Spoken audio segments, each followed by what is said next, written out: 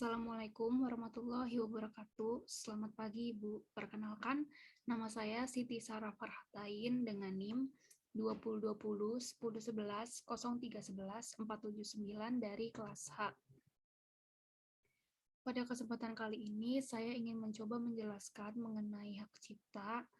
Nah, di sini saya udah buat mind mapping tentang hak cipta. Dan untuk mempersingkat waktu, langsung saya mulai aja.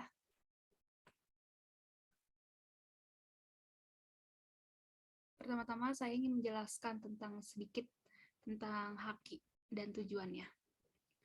Nah, apa itu haki? Haki atau hak atas kekayaan intelektual adalah hak eksklusif yang diberikan suatu hukum atau peraturan kepada seseorang atau sekelompok orang atas karya ciptanya. Nah, tujuannya untuk apa? Tujuannya yang pertama adalah antisipasi kemungkinan melanggar haki milik pihak lain. Yang kedua, meningkatkan daya kompetisi dan pangsa pasar dalam komersialisasi kekayaan intelektual. Yang ketiga, dapat dijadikan sebagai bahan pertimbangan dalam penentu strategi penelitian, usaha, dan industri di Indonesia. Lalu apa hubungan dengan hak cipta? Jadi, hak cipta itu adalah salah satu macam atau bentuk dari haki. Hak cipta sendiri diatur dalam Undang-Undang Nomor 28 Tahun 2014 tentang hak cipta.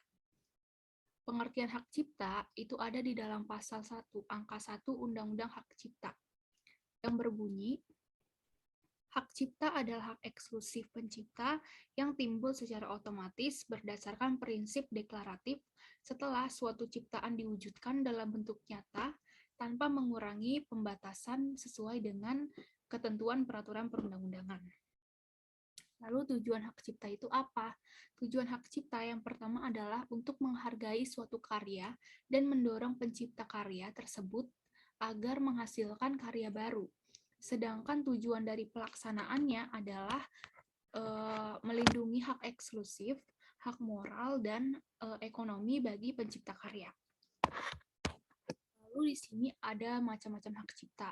Macam-macam hak cipta ini diatur dalam Undang-Undang Hak Cipta itu sendiri. Ada dua, yang pertama hak cipta dan yang kedua hak terikat. Hak cipta adalah hak eksklusif yang terdiri dari moral dan hak moral dan hak ekonomi, sebagaimana diatur dalam pasal 4 Undang-Undang Hak Cipta, seperti lagu, novel, dan potret. Sedangkan hak terkait adalah hak yang berkaitan dengan hak cipta, yang merupakan hak eksklusif bagi pelaku pertunjukan, produser, fonogram, atau lembaga penyiaran seperti pertunjukan, karya rekaman, dan karya siaran. Nah, selanjutnya ada juga terdapat sanksi-sanksi dan hukuman yang dikenakan pada pelanggaran terhadap hak cipta. Yang pertama terdapat pada pasal 9 ayat 3 yang berbunyi, setiap orang yang tanpa izin pencipta atau pemegang hak cipta dilarang melakukan penggandaan dan atau penggunaan secara komersial ciptaan.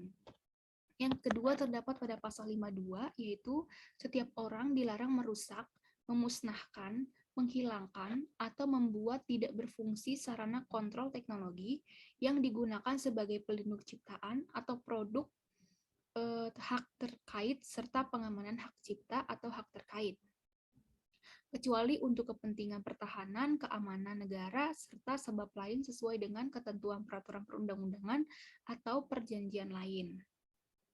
Yang ketiga, terdapat pada pasal 113. Nah, pasal 113 ini lebih ke hukuman yang dikenakan pada pelanggaran hak cipta.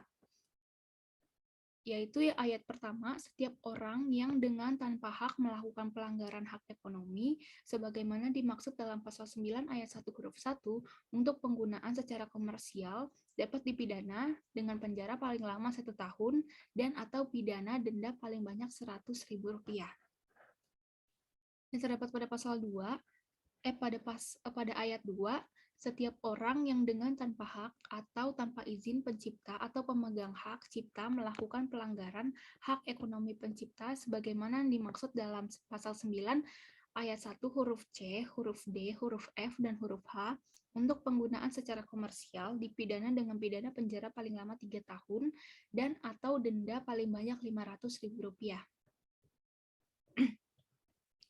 Lalu yang terdapat pada ayat 3, setiap orang yang dengan tanpa hak atau tanpa izin pencipta atau pemegang hak cipta melakukan pelanggaran hak ekonomi pencipta sebagaimana dimaksud dalam pasal 9 ayat 1 huruf A, huruf B, huruf E, dan huruf G untuk penggunaan secara komersial dipidana dengan pidana penjara paling lama 4 tahun dan atau pidana denda paling banyak 1 miliar rupiah. Yang terakhir ayat 4, setiap orang yang memenuhi unsur sebagaimana dimaksud pada ayat 3 yang dilakukan dalam bentuk pembajakan dipidana dengan pidana paling banyak 10 tahun penjara atau pidana denda paling banyak 4 miliar rupiah. Saya rasa cukup penjelasan dari saya mengenai apa itu hak cipta, macam hak cipta, tujuan dan sanksinya. Mohon maaf bila ada kesalahan kata atau kekurangan. Wassalamualaikum warahmatullahi wabarakatuh. Terima kasih.